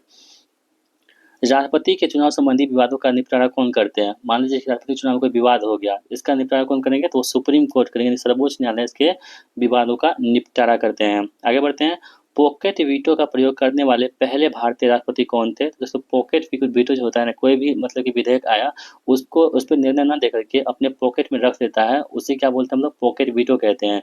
और इसका प्रयोग करने वाले पहले जो राष्ट्रपति थे उनका नाम था ज्ञानी जेल सिंह, ठीक है। और किस विधेयक पर किए थे 1986 में भारतीय डाकघर संशोधन विधेयक पर जो इन्होंने क्या किया था तो पॉकेट वीटो का प्रयोग किया था ज्ञानी जेल सिंह ने। उपराष्ट्रपति को उनके पद से कौन हटा सकता है तो उपराष्ट्रपति को उनके पद से हटा सकता है कौन, राज्यसभा द्वारा प्रभावी बहुमत से पारित प्रस्ताव जिसे लोकसभा भी साधारण बहुमत से सहमत हो। यानी कि उपराष्ट्रपति को हटाना होगा दोस्तों, वो राज्यसभा के पावर है कि वो मतलब कि उपराष्ट्रपति को हटा सकते हैं। राष्ट्रपति को किस आधार पर महाभियोग द्वारा हटाया जा सकता है तो संविधान का यदि उल्लंघन करते हैं राष्ट्रपति महोदय तो उनको जो यहाँ पे महाभियोग द्वारा आर्टिकल 61 के तहत जो यहाँ पे इनको हटाया जा सकता है, यानी उनके पद से पदच्युत किया जा सकता है। इस बात को आप लोग ध्यान रखेंगे। तो यहाँ पे हमारे पास जो है ना 5 टॉपिक कवर हो चुके हैं। अब हम बढ़ते हैं कहाँ पे, प्रधानमंत्री और मंत्री परिषद की तरफ। प्रधानमंत्री और मंत्री परिषद की तरफ बढ़ने से पहले दोस्तों आप यहाँ पे देख लेंगे कि पहला सवाल क्या कह रहे हैं यहाँ पे कि भारत में वास्तविक कार्यकारी शक्ति रियल एग्जीक्यूटिव पावर किस में निहित होती है। दोस्तों किस में होती है, भारत के प्रधानमंत्री में होती है। यानी कोई भी काम जो होते हैं रियल वाला वो कौन करते हैं, प्रधानमंत्री करते हैं। बाकी राष्ट्रपति दोस्तों क्या होते हैं, सिर्फ कठपुतली की तरह काम करते हैं भारत में। इस बात को आप लोग समझते होंगे। आगे बढ़ते हैं, यहाँ पे कह रहा है कि भारत की नियुक्ति प्रधानमंत्री की नियुक्ति कौन करता है। दोस्तों प्रधानमंत्री की नियुक्ति करता है ना वो राष्ट्रपति करते हैं प्रधानमंत्री की नियुक्ति, ठीक है। तो क्वेश्चन पूछेगा कि प्रधानमंत्री क्या होती है, तो प्रधानमंत्री की नियुक्ति होती है किसके द्वारा, तो भारत के राष्ट्रपति महोदय द्वारा होती है। मंत्रिपरिषद सामूहिक रूप से किसके प्रति उत्तरदायी होती है। दोस्तों हम बात करें कि मंत्रिपरिषद जो होगी वो सामूहिक रूप से पूछेगा ना, सामूहिक रूप से, ये दोस्तों किसके प्रति होती है, लोकसभा के प्रति। अगर पूछे कि व्यक्तिगत रूप से किसके प्रति उत्तरदायी होती है, तो व्यक्तिगत रूप से किससे होगी, तो वो होगी राष्ट्रपति के रूप मतलब कि प्रति, ठीक है। व्यक्तिगत रूप से किससे होती है, राष्ट्रपति के प्रति होती है। जबकि आपको पूछा जाए प्रश्न की सामूहिक रूप से किसके प्रति उत्तरदायी होती है, तो लोकसभा के प्रति उत्तरदायी होती है। इस बात को आप लोग समझेंगे। मंत्रिपरिषद में कौन-कौन शामिल होते हैं, तो दोस्तों इसमें शामिल होते हैं कौन-कौन से, तो कैबिनेट मंत्री होते हैं, राज्य मंत्री होते हैं और उप मंत्री होते हैं। सभी क्या होते हैं, तो मंत्रिपरिषद में शामिल होते हैं। आप लोग ध्यान रखेंगे। अविश्वास प्रस्ताव नो कॉन्फिडेंस मोशन किस तरह पेश किया जाता है। देखिए अविश्वास प्रस्ताव जो है ना, ये हमेशा दोस्तों किसमें होती है, लोकसभा में पेश की जाती है, और ये हमेशा विपक्ष के द्वारा लाई जाती है, ठीक है। किसके द्वारा, विपक्ष के द्वारा लाई जाती है। कहाँ पे, लोकसभा में अविश्वास प्रस्ताव, ठीक है। तो यहाँ देखेंगे आप सभी लोग, तो यहाँ पे केवल लोकसभा में आपको अविश्वास प्रस्ताव देखने को मिलती है, किसके द्वारा, विपक्ष लाता है। संसद के 2 सदनों के बीच अधिकतम कितना अंतराल हो सकता है, तो अधिकतम 6 महीने का अंतराल हो सकता है, यानी 6 महीने के अंतर ज़्यादा आप अंतराल 2 सदन के बीच में नहीं कर सकते हैं। लोकसभा में अधिकतम सदस्यों की संख्या कितनी हो सकती है। देखिए लोकसभा में अधिकतम जो सदस्य हो सकते हैं कितने, तो 552 हो सकते हैं, और वर्तमान में कितने, तो 543 सदस्य हैं, जिसमें 2 एंग्लो इंडियन जो थे उनका प्रावधान खत्म हो चुका है। किसके तहत, 104वें संविधान संशोधन द्वारा समाप्त कर दिया गया है। ये प्रश्न आपके पूछे गए थे कहाँ पे, 17th बीपीएससी में प्रश्न पूछे गए थे, ठीक है। ये मतलब कि एक ही शिफ्ट में डबल 2 क्वेश्चन पूछ लिए गए थे 104वें संविधान संशोधन द्वारा। तो यहाँ पे ऑप्शन नंबर जो हमारे पास होगा सी, इसका आंसर हमारा हो जाएगा। राज्यसभा में अधिकतम सदस्यों की संख्या कितनी हो सकती है, तो अधिकतम 250 हो सकते हैं राज्यसभा में। राज्यसभा के सदस्यों का कार्यकाल कितना होता है, तो राज्यसभा सदस्यों का कार्यकाल कितना होता है, सदस्यों की बात करें हम लोग, ये होता है 6 वर्ष का, ठीक है। प्रत्येक 2 वर्ष में जो होते हैं 1/3 सदस्य यहाँ पे रिटायर हो जाते हैं, कहाँ पे, राज्यसभा से। लोकसभा का सामान्य कार्यकाल कितना होता है दोस्तों, तो लोकसभा का जो सामान्य कार्यकाल होता है कितना, 5 वर्ष का होता है, ठीक है, 5 वर्ष का। धन विधेयक सबसे पहले किस सदन में पेश किया जा सकता है। दोस्तों जो धन विधेयक होती है मनी बिल, इसको सबसे पहले लोकसभा में पेश किया जा सकता है, और कोई विधेयक धन विधेयक है नहीं। इसकी पहचान कौन करते हैं, तो लोकसभा अध्यक्ष करते हैं। ये प्रश्न आपको कहीं देखने को जरूर मिलेगा, इस सेट में हमने सेट किया है क्वेश्चन। चलिए अगला प्रश्न है आपके पास कि कोई विधेयक हाँ क्वेश्चन तो आ ही गया, हमको लगा कहीं और सेट किए होंगे। कोई विधेयक धन विधेयक है या नहीं, इसका अंतिम निर्णय कौन करता है, तो इसका अंतिम निर्णय कौन करेंगे, तो वहाँ पे लोकसभा के अध्यक्ष जो है ना, वर्तमान में कौन है, ओम बिरला साहब है, वही क्या करेंगे यहाँ पे, तो कोई विधेयक धन विधेयक है नहीं, इसकी मतलब कि जांच करेंगे, अंतिम निर्णय लेंगे। संसद के दोनों सदनों की संयुक्त बैठक की अध्यक्षता कौन करता है, तो यहाँ पे लोकसभा अध्यक्ष करता है, कौन बता चुके हैं, बुलाता है राष्ट्रपति, लेकिन दोस्तों यहाँ पे ज्वाइंट सीटिंग अध्यक्षता करते हैं वो लोकसभा अध्यक्ष, यानी कि लोकसभा के स्पीकर यहाँ पे इसकी ज्वाइंट सीटिंग की अध्यक्षता करते हैं। संसद में शून्यकाल का अर्थ क्या होता है, इसका अर्थ दोस्तों ये होता है आपके पास कि जब अत्यधिक महत्वपूर्ण मामले पर विचार किया जाता है और इसके लिए कोई पूर्व सूचना की आवश्यकता नहीं होती है, उसे क्या बोलते हैं, शून्यकाल कहते हैं। ये किसकी देन है, तो ये भारत की देन है, इस बात को आप लोग ध्यान में रखोगे। आगे बढ़ते हैं, बजट संसद के किस सदन में पेश किया जाता है। देखिए बजट जो होती है ना, बजट ये केवल लोकसभा में पेश की जाती है, किसमें, केवल लोकसभा में बजट पेश की जाती है। आप लोग याद रखोगे। किस अनुच्छेद के तहत प्रधानमंत्री की नियुक्ति राष्ट्रपति द्वारा की जाती है, तो आर्टिकल 75 के तहत जो है ना, प्रधानमंत्री की नियुक्ति कौन करते हैं, राष्ट्रपति महोदय करते हैं। लोकसभा का सदस्य बनने के लिए न्यूनतम आयु कितनी होती है। लोकसभा यदि आप बनते हैं दोस्तों कहाँ से, यदि आप लोकसभा लोकसभा सदस्य बनते हैं लोकसभा का सदस्य बनने के लिए आपको 25 वर्ष की यहाँ पे उम्र होनी चाहिए। देखिए यदि आप प्रधानमंत्री दोस्तों बनते हैं ना कहाँ से, लोकसभा से, तो आपके पास कितनी होनी चाहिए, तो 25 वर्ष की उम्र होनी चाहिए। यदि आपके 25 वर्ष की उम्र है तो आप जो है प्रधानमंत्री बन सकते हो। और अगर आपके पास यदि आप राज्यसभा प्रधानमंत्री बनते हो तो आपके लिए 30 वर्ष की उम्र होनी चाहिए। इन दोनों की बात आप समझेंगे, बहुत लोग इसको नहीं जानते होंगे। यदि आपको लोकसभा से बनते हैं प्रधानमंत्री तो 25 वर्ष होनी चाहिए, और यदि राज्यसभा प्रधानमंत्री बनते हैं आपके पास 30 वर्ष की उम्र होनी चाहिए। जैसे कि इंदिरा गांधी जो थी, मनमोहन सिंह, ये सभी कहाँ से थे, राज्यसभा से मतलब कि प्रधानमंत्री बने हुए थे। चलिए आगे बढ़ते हैं। राज्यसभा के सदस्य बनने के लिए न्यूनतम आयु कितनी होती है, तो राज्यसभा के लिए 30 वर्ष होती है, कितनी, 30 ईयर्स। भारत के संसदीय प्रणाली में मंत्रिपरिषद का आकार किस संशोधन द्वारा सीमित किया गया था। दोस्तों ये प्रश्न पूछे गए थे आपका 17th बीपीएससी एग्जाम हुआ था, ठीक है, 2025 में हुआ था ना, मतलब कि 24 में हुआ था। तो भारत की नवंबर में हुआ था आई थिंक। भारत की संसदीय प्रणाली में मंत्रिपरिषद का आकार किस संशोधन द्वारा सीमित किया गया था? तो ये दोस्तों क्या गया था आपके 91वां संविधान संशोधन 2003 के तहत केंद्रीय मंत्रिपरिषद का आकार लोकसभा की कुल सदस्यों के 15% तक सीमित किया गया था। इस बात को आप लोग ध्यान रखेंगे। ऑप्शन में भी यहाँ पे राइट आंसर हमारा हो जाएगा। आगे बढ़ते हैं। निम्नलिखित में से कौन भारत के संसदीय कार्यप्रणाली की एक विशेषता यहाँ पे नहीं दे रखी है? तो दोस्तों यहाँ देखेंगे सब आप सभी लोग, दोहरी कार्यपालिका बिल्कुल सही दे रखा है, बहुमत दल का शासन ये भी बिल्कुल सही दे रखा है, ठीक है, सामूहिक उत्तरदायित्व ये भी सही है, जबकि शक्तियों का पृथक्करण ये बातें यहाँ पे सही नहीं दे रखी हैं। इसलिए ऑप्शन नंबर डी हमारे प्रश्न का आंसर होगा कि संसदीय प्रणाली में कार्यपालिका और विधायिका के बीच में कुछ हद तक विलय होता है। ऑप्शन डी यहाँ पे राइट आंसर हमारा हो जाएगा। आगे बढ़ते हैं। संसद के किसी सदस्य की सदस्यता अयोग्य घोषित कर संसद के किसी सदस्य की सदस्यता अयोग्य घोषित की जा सकती है यदि वह लगातार कितने दिनों तक सदन की बैठक से अनुपस्थित रहे बिना सदन की अनुमति से। दोस्तों कितने दिन तक?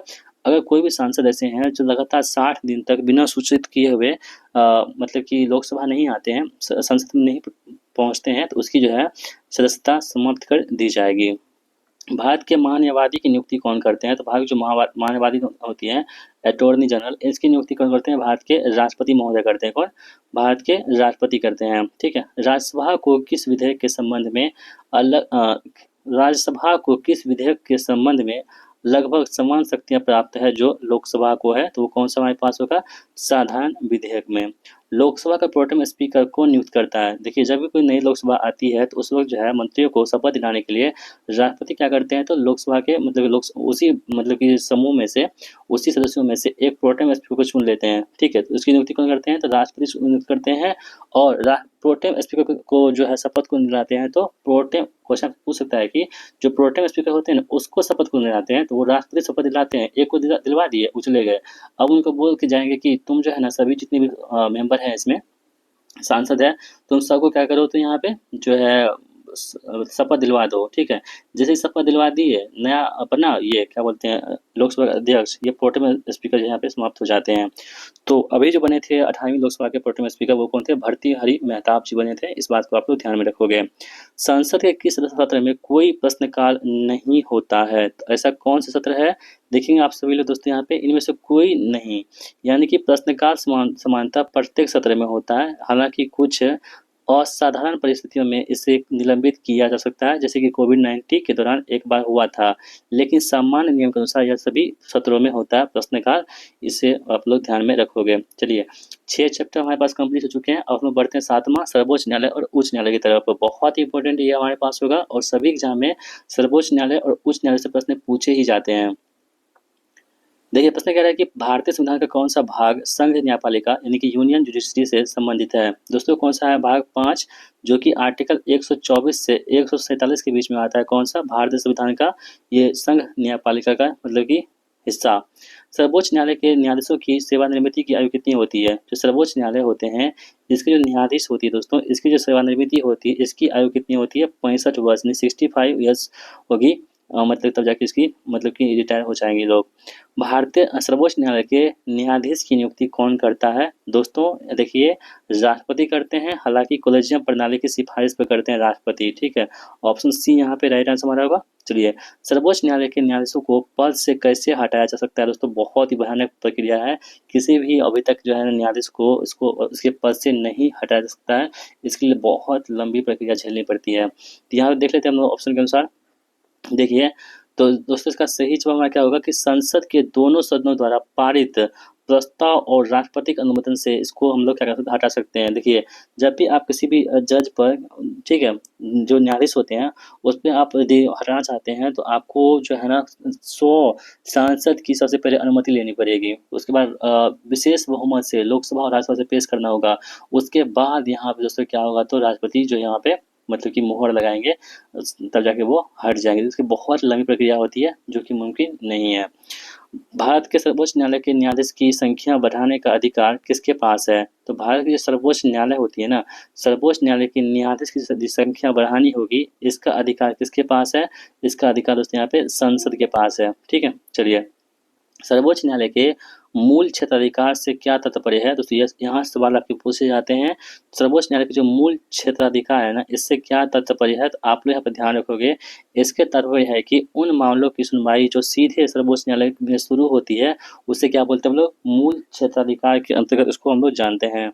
आगे बढ़ते हैं हम लोग। यहाँ पे लिखा है कि उन मामलों की सुनवाई जो सीधे सर्वोच्च न्यायालय में शुरू होते हैं, जैसे केंद्र और राज्यों के बीच विवाद, ये किसमें आते हैं? तो मूल क्षेत्राधिकार में आते हैं। क्वेश्चन से पूछ सकता है कि केंद्र और राज्यों के बीच में जो विवाद आते हैं वो किसमें आते हैं? तो मूल क्षेत्राधिकार में आते हैं। इस बात को आप तो समझते हुए चलेंगे। आगे हमारे पास है कि किस अनुच्छेद के तहत सर्वोच्च न्यायालय मौलिक अधिकारों के प्रवर्तन के लिए रिट जारी कर सकता है? आपको बताए थे ना कि जब आप मौलिक अधिकार प्रवर्तन होगा ना, इसके लिए रिट जारी करेगा कौन? सर्वोच्च न्यायालय। किस अनुच्छेद के तहत? आर्टिकल 32 यानी अनुच्छेद 32 के तहत यहाँ पे जो है ना, आर्टिकल 32 के तहत यहाँ पे सर्वोच्च न्यायालय क्या करती है? 5 प्रकार की रिट जारी करती है। और आर्टिकल जो हाई कोर्ट होती है प्रत्येक राज्य में, ये क्या करती है? 226 के तहत यहाँ पे दोस्तों 5 प्रकार की रिट जारी करती है। क्वेश्चन से पूछेगा कि सुप्रीम कोर्ट किस अनुच्छेद के तहत रिट जारी करती है? तो आर्टिकल 32 के तहत। और जो हाई कोर्ट होती है, ठीक है, हाई कोर्ट जो होती है उच्च न्यायालय, वो कितने में करती है? तो 226 आर्टिकल के तहत 5 प्रकार की रिट जारी करती है मौलिक अधिकार के प्रवर्तन के लिए। आगे बढ़ते हैं कि सर्वोच्च न्यायालय द्वारा दिया गया कोई भी कानून भारत के क्षेत्र तक के भीतर सभी अदालतों के लिए बाध्यकारी होगा। यह किस अनुच्छेद में कहा गया है? तो आर्टिकल 141 में 148 में कहा गया है कि कोई भी कानून भारत के क्षेत्र के भीतर सभी अदालतों के लिए बाध्यकारी होगा। 141 में कहा गया है। राष्ट्रपति किसी भी कानून या तथ्यात्मक मामले पर सर्वोच्च न्यायालय से सलाह ले सकते हैं। यह किस अनुच्छेद में कहा गया है दोस्तों? ये आर्टिकल नंबर 143 में यहाँ पे सलाह ले सकते हैं, लेकिन उस सलाह को मानने के लिए बाध्यकारी नहीं होगा। ठीक है, चलिए। भारत में न्यायिक समीक्षा यानी जुडिशियल रिव्यू की शक्ति किसके पास होती है? दोस्तों आपके एग्जाम हुए थे ना अभी 28 पोस्ट के लिए, बिहार एक्साइज वाला, ठीक है, एसआई वाला। तो यहाँ पे प्रश्न पूछे गए थे कि जो न्यायिक समीक्षा होती है इसकी शक्ति किसके पास होती है? तो ये सर्वोच्च न्यायालय और उच्च न्यायालय दोनों के पास होती है। ठीक है, यानी कि जुडिशियल रिव्यू होती है ना, भारत में न्यायिक समीक्षा ये किसके पास होती है? तो सर्वोच्च न्यायालय और उच्च न्यायालय दोनों के पास इसकी शक्ति प्राप्त होती है। आगे बढ़ते हैं। वे एक उच्च न्यायालय के न्यायाधीशों की सेवानिवृत्ति की आयु कितनी होती है? तो एक उच्च न्यायालय जो हाई कोर्ट होगा दोस्तों, हाई कोर्ट की हम बात करें, हाई कोर्ट छोटा हुआ ना तो 62 वर्ष, सुप्रीम कोर्ट बड़ा हुआ ना तो 65 वर्ष। बस इतना ही समझना आपको। सुप्रीम कोर्ट पूछेगा कि इसके जज हो गए, एक ही सेवानिवृत्ति कितने रिटायर होंगे कितने वर्ष में? 65 वर्ष में। और जो हाई कोर्ट होंगे ना, हाई कोर्ट वो कितने वर्ष में? 62 वर्ष में। बस इतना ही फर्क है। जो बड़ा है वो बड़ा है, जो छोटा है वो छोटा है, बस। तो ये कितना होगा? 62 वर्ष में। उच्च न्यायालय के न्यायाधीशों की नियुक्ति कौन करता है? तो उच्च न्यायालय के जो न्यायाधीश होंगे, इसकी हम बात करें नियुक्ति की, तो दोस्तों वो कौन करते हैं? यहाँ पे राष्ट्रपति महोदय करते हैं उच्च न्यायालय के न्यायाधीशों की नियुक्ति। यानी कि हाई कोर्ट के जो न्यायाधीश होते हैं ना, इसकी नियुक्ति कौन करते हैं? राष्ट्रपति करते हैं। भारत के मुख्य न्यायाधीश संबंधित राज्य के राज्यपाल और उच्च न्यायालय के मुख्य न्यायाधीश के सलाह पर जो है राष्ट्रपति क्या करते हैं? वहाँ पे न्यायाधीश की नियुक्ति करते हैं। निम्नलिखित में से कौन सी रीट उच्च न्यायालय द्वारा जारी की जाती है? दोस्तों ये 5 प्रकार की रीट होती है ना, उसमें से ऐसी कौन सी रीट है जो कि उच्च न्यायालय द्वारा यहाँ पे जारी की जा सकती है? तो ये हमारे पास कौन सा होगा?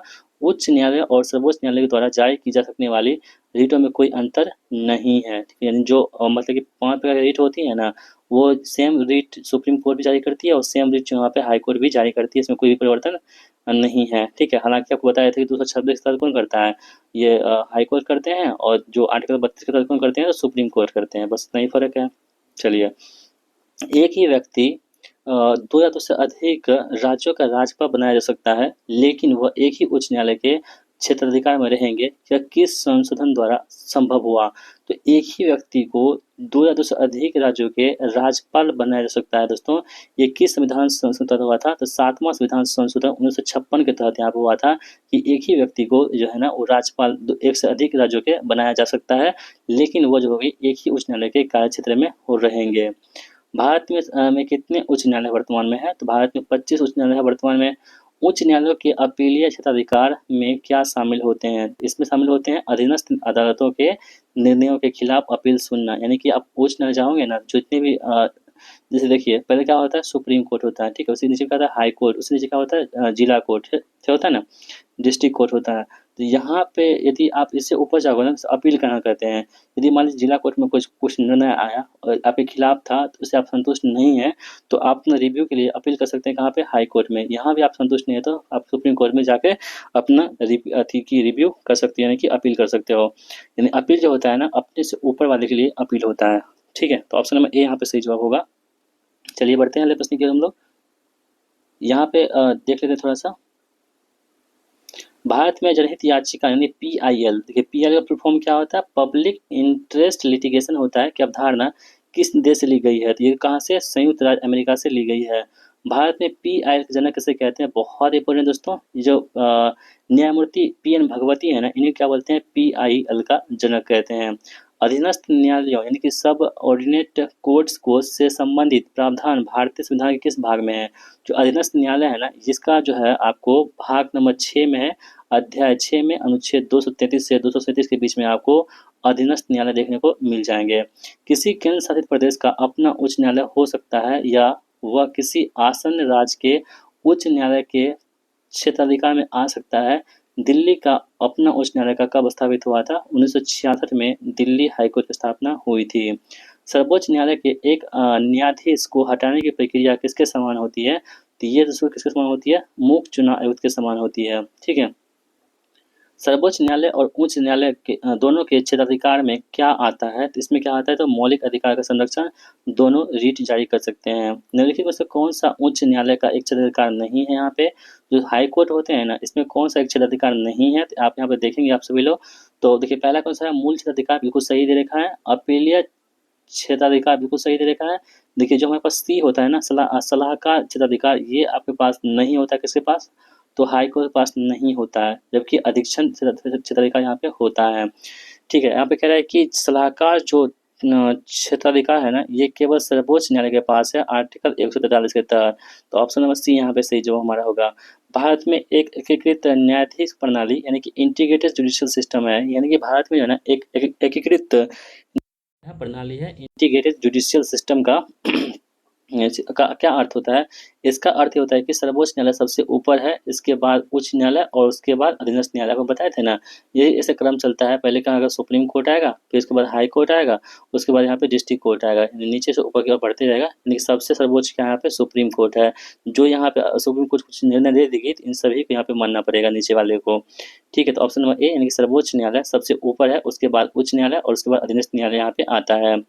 न्यायिक सक्रियता यानी जुडिशियल एक्टिविज्म का क्या अर्थ होता है, तो जो न्यायिक सक्रियता होती है ना, इसका अर्थ ये होता है कि जब न्यायपालिका अपनी भूमिका से अधिक सक्रिय हो जाती है, उसे क्या बोलते हैं, न्यायिक सक्रियता कहते हैं। ऑप्शन नंबर डी यहाँ पे राइट आंसर होगा। ठीक है, चलिए हम लोग बढ़ते हैं हम लोग टॉपिक नंबर 8 की तरफ, और इसमें क्या क्या हमारे पास दे रखा है, राज्यपाल है, मुख्यमंत्री है, राज्य विधानमंडल है, स्थानीय स्वशासन है, केंद्र राज्य संबंध है, आपातकाल और विविध है। यानी कि इसके बाद जो यहाँ पे आपको सभी टॉपिक यहाँ पे कवर होते हुए दिख जाएंगे। तो पहला क्वेश्चन यहाँ पे क्या कह रहा है, देख लेते हैं हम लोग।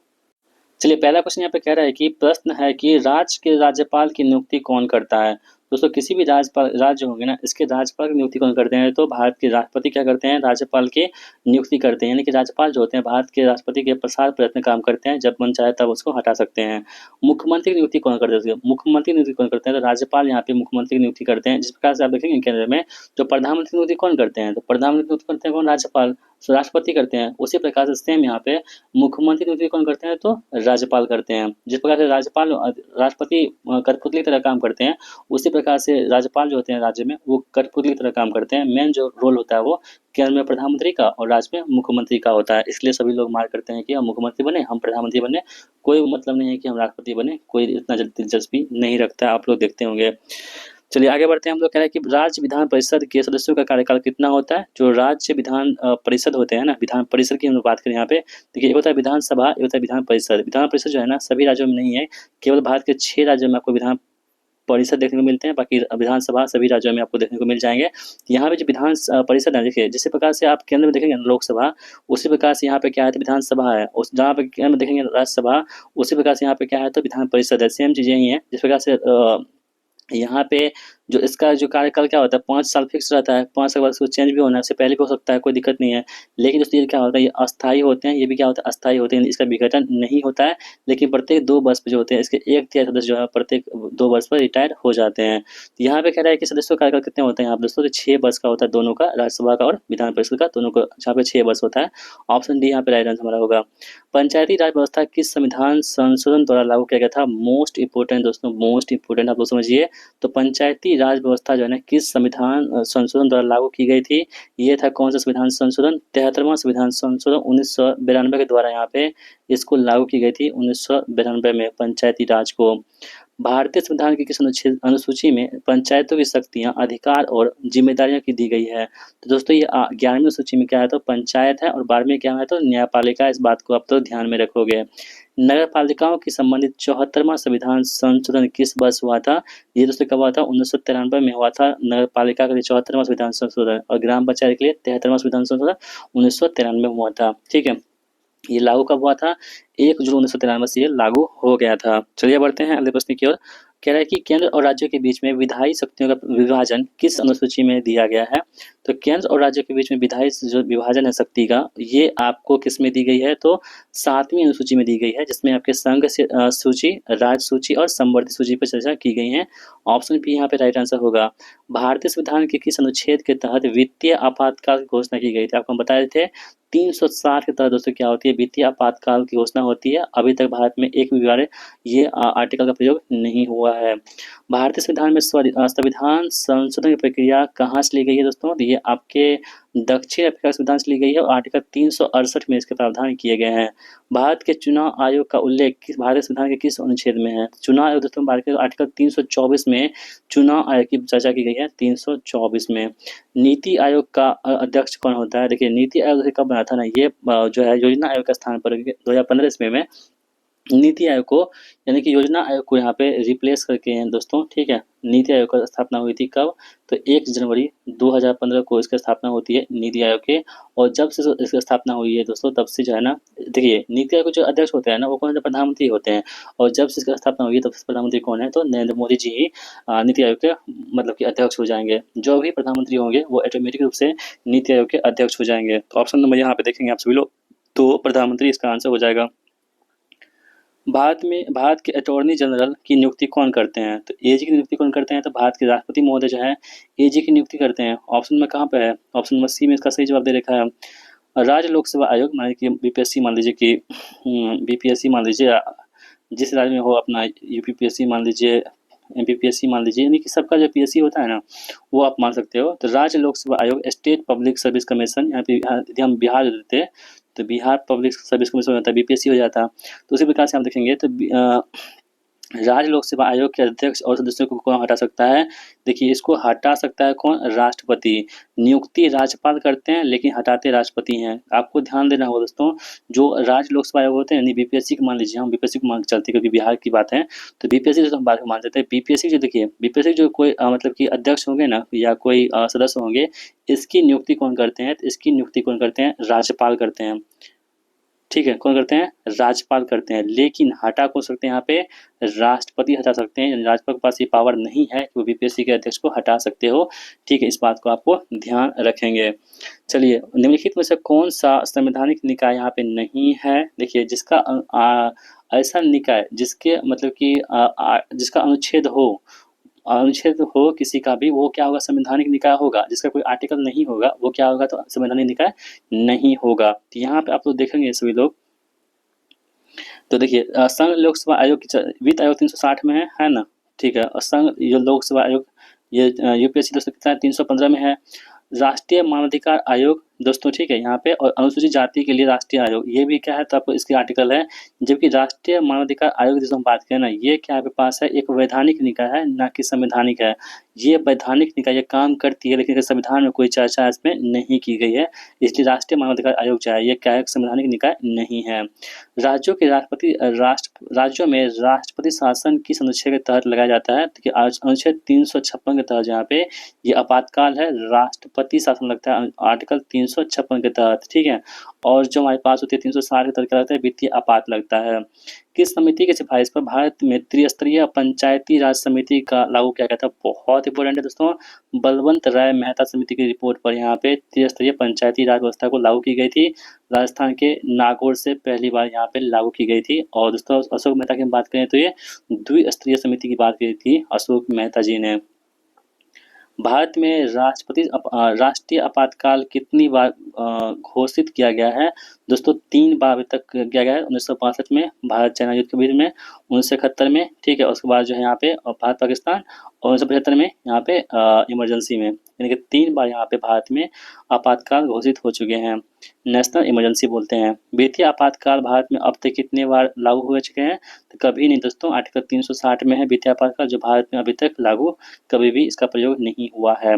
राज्यपाल को शपथ कौन दिलाता है? तो राज्यपाल को शपथ दिलाता है कौन? संबंधित राज्य के उच्च न्यायालय के जो मुख्य न्यायाधीश होते हैं ना, वही क्या करते हैं, राज्यपाल को शपथ दिलाते हैं। निम्नलिखित में से किस राज्य में द्विसदनीय विधानमंडल नहीं है? आपको पता है दोस्तों, जो है 6 राज्यों में भारत में है, वो क्या है, तो द्विसदनीय विधानमंडल है।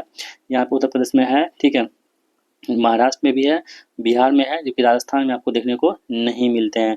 देखिए उत्तर प्रदेश में है, महाराष्ट्र में है, बिहार में है, आंध्र प्रदेश में है, तेलंगाना में है, कर्नाटक में है। इन सभी जगह पर आपको क्या मिलते हैं, तो मतलब कि राज्य विधान परिषद मिलते हैं, जबकि राजस्थान में आपको सिर्फ विधानसभा देखने को मिलते हैं। चलिए आगे बढ़ते हैं दोस्तों। कह रहा है कि यहाँ पे लोकसभा, लोकपाल और लोकायुक्त का विचार किस देश से लिया गया है? देखिए लोकपाल हो गया और लोकायुक्त हो गया, इसका विचार जो है ना, ये कहाँ से ली गई है, तो स्कैंडिनेवियाई देश, यानी कि इसे बोलते हैं एम्बुड्समैन की अवधारणा से प्रेरित है।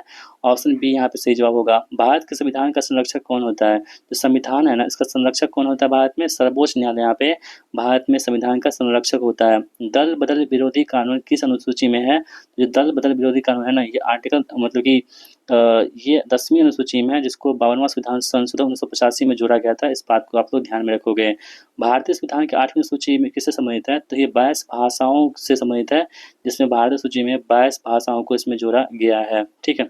चलिए भारतीय संविधान के राज्यों का संघ किसने कहा है? तो भारतीय संविधान को राज्यों का संघ किसने कहा था? ये कहा था BR अम्बेडकर ने। उन्होंने संविधान सभा में कहा था कि भारत राज्यों का एक संघ है। ऑप्शन नंबर ए यहाँ पे राइट आंसर हमारा हो जाएगा। तो दोस्तों इस प्रकार हमने आप सभी के लिए यहाँ पे पूरे पॉलिटी को यहाँ पे कवर कर दिया है, और उम्मीद करता हूँ ये वीडियो आप सभी के लिए बहुत ही हेल्पफुल लगी होगी, और हमारा प्रयास, हमारा कंटेंट आपको बहुत ही अच्छी लग रही होगी। तो दोस्तों अगर आप हमारे चैनल पर नए हैं और आपको इस तरह की वीडियो देखना पसंद है, जो आपके एग्जाम रिलेवेंट होते हैं, तो वीडियो को लाइक करने के साथ साथ आप चैनल को, राहुल ग्लोबल स्टडीज ये आपका ही चैनल है, इसको आप लोग सब्सक्राइब जरूर कीजिएगा, और इस वीडियो को अपने दोस्तों में भी शेयर कर दीजिएगा, ठीक है। तो दोस्तों मिलते हैं नेक्स्ट वीडियो में। नेक्स्ट किस टॉपिक पर आपको वीडियो चाहिए, आप सभी लोग हमें सजेस्ट कर सकते हो कमेंट बॉक्स में, ठीक है। देखते हैं कितने लोग बताते हैं कि आपको नेक्स्ट जो है वीडियो किस टॉपिक पे चाहिए। जो भी आप लोग बताएंगे, जिसमें ज़्यादा कमेंट्स रहेंगे, हम नेक्स्ट टॉपिक उसी वीडियो पर लाएंगे, ठीक है। मतलब नेक्स्ट वीडियो उसी टॉपिक पर लाएंगे। तो इस वीडियो को देखने के लिए आप सभी दोस्तों का बहुत बहुत धन्यवाद। Thanks for watching video. जय हिंद, जय भारत।